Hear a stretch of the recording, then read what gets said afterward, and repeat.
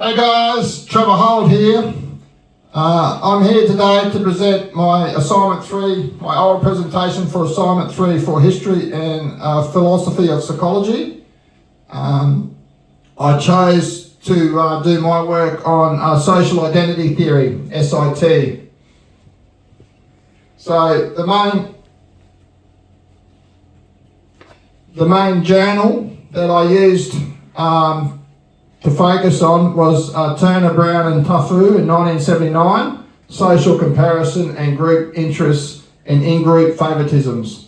It was published in the European Journal of Social Psychology.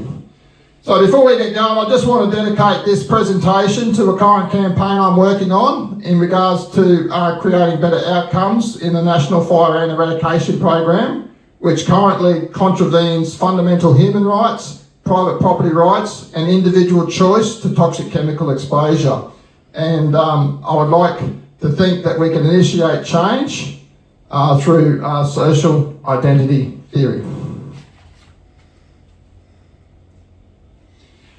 So what is social identity theory, SIT?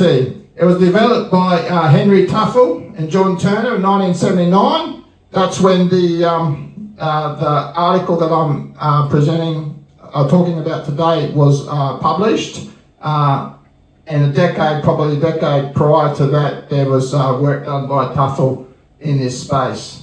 It explains how individuals form part of their identity through group membership.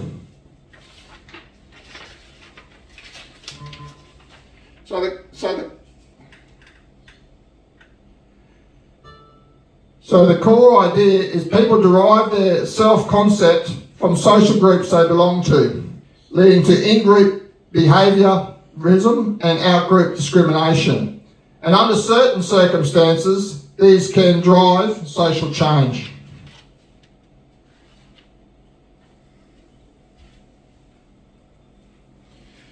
So the key ideas of social identity theory is in-group versus out-group dynamics, prejudice and discrimination, but also solidarity and collective action. So when we're looking at historic events in psychology, it's important to understand the spirit of the time and the spirit of the place in these circumstances. And they use German terminologies here to describe that. I'm no German, and forgive me for my pronunciation, but Zeitgeist is the spirit of the time, and it was post-war. It was after the wars, obviously, and there was a need to understand group conflict, obviously from the Nazi Germany and discrimination against the Jews. That led to horrid circumstances and discrimination to the extreme.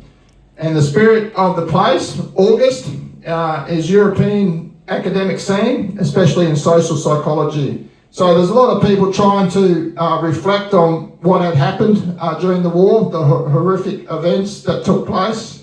And we're trying to understand how that could happen to try and create better resolve for the future. So the great person is Henry Tafel, whose personal history and academic vision shaped the theory. So the historical context and how and did SIT emerge. So the motivation, Henry Tafel was a Holocaust survivor. He was deeply influenced by the consequences of the group-based hatred that occurred during the wars. He wanted to understand prejudice, discrimination and conflict in such a way to create better outcomes in the future and to avoid having such events occur. And there was a shift in psychology at the time, because at the time they were talking about individualistic theories, e.g. authoritarian personalities. So it was sort of a response to that. It moved focus towards social context and group dynamics, and it was an extension of social psychology.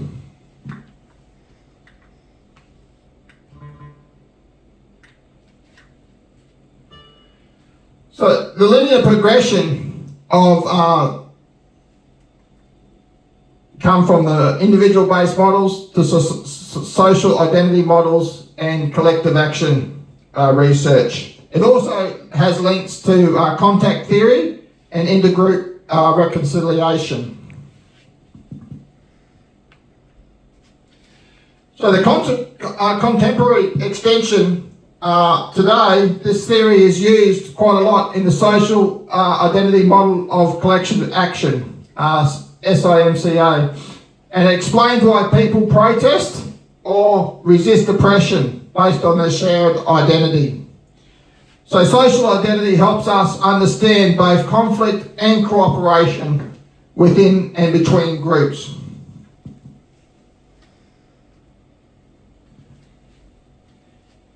Antecedents and consequences. So antecedents, prior to social identity theory, it was realistic conflict theory, authoritarian and personality, minimal group experiments. The consequences of the theory we can explain prejudice, nationalism and radicalisation. It's a basis of modern diversity training, social movement psychology and de-radicalisation programs. It's influenced theories like the SIMCA and identity fusion.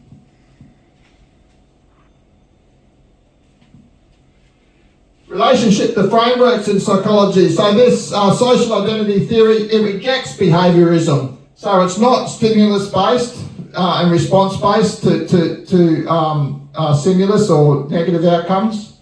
It rejects individualism and personality theories, and it aligns more with social constructionism and cognitivism to an extent, because the way that humans are social creatures and how we connect to others creates positive emotions within us, and it all links to the cognitive theories as well. So functionalism with group cohesion, neuroscience that mirrors neurons and empathy research. So group dynamics can play a role in our individual personality. So the scientific base, it's a strong empirical base, it's got minimal group experiments, cross-cultural studies, and it's quantitative synthetics. Falsifiable and testable. You can predict when group behaviour will become discriminatory or lead to collective action.